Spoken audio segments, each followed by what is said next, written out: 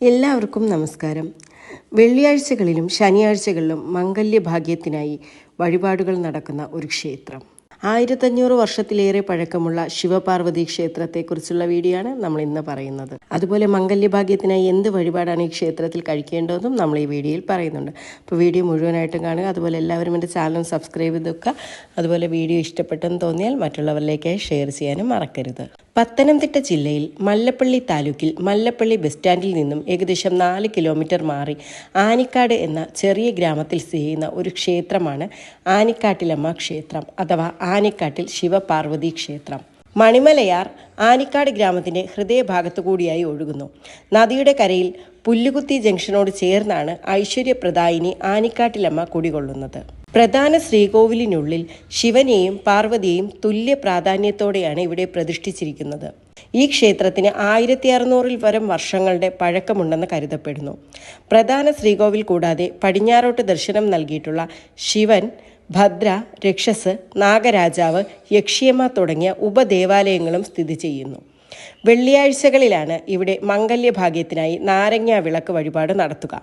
അതുപോലെ തന്നെ ശനിയാഴ്ചകളിൽ മംഗല്യഭാഗ്യത്തിനായി തൃശൂല പൂജയും ഇവിടെ നടത്തുന്നു.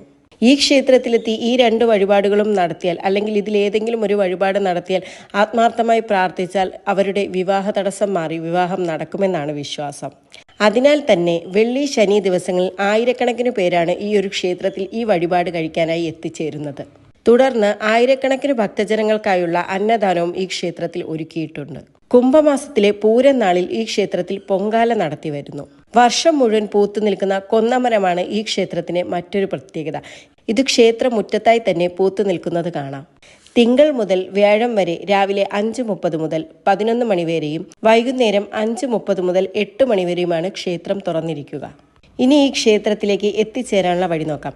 തിരുവല്ലയിൽ നിന്നുമാണ് വരുന്നതെങ്കിൽ മല്ലപ്പള്ളിയിലെത്തി നൂറന്മാവ് റോഡിൽ 4 കിലോമീറ്റർ സഞ്ചരിച്ചാൽ പുല്ലുകുത്തി ജംഗ്ഷനിലെത്താം. പുല്ലുകുത്തി ജംഗ്ഷന് അടുത്തായി ഈ ക്ഷേത്രം സ്ഥിതി ചെയ്യുന്നു. കോട്ടയത്ത് നിന്നാണെങ്കിൽ കോട്ടയം ചങ്ങനാശ്ശേരി ഭാഗത്തു നിന്നും വരുന്നവർ കറുകച്ചാലിലെത്തി വെട്ടിക്കാവുങ്കൽ, നീലംപാറ, നൂറന്മാവ് വഴി ക്ഷേത്രത്തിലേക്ക് എത്താം. കങ്ങട, നെടുങ്കുന്നം ഭാഗത്തു നിന്നും പള്ളിപ്പടി, ചേലക്കൊമ്പ്, നൂറന്മാവ് വഴിയും പുല്ലുകുത്തിയിലെത്താം. അപ്പോൾ നമ്മളിന്ന് പറഞ്ഞത് അതിശക്തി സ്വരൂപിണിയായ ആനിക്കാട്ടിലമ്മ ഭഗവതി ക്ഷേത്രത്തെക്കുറിച്ചാണ്.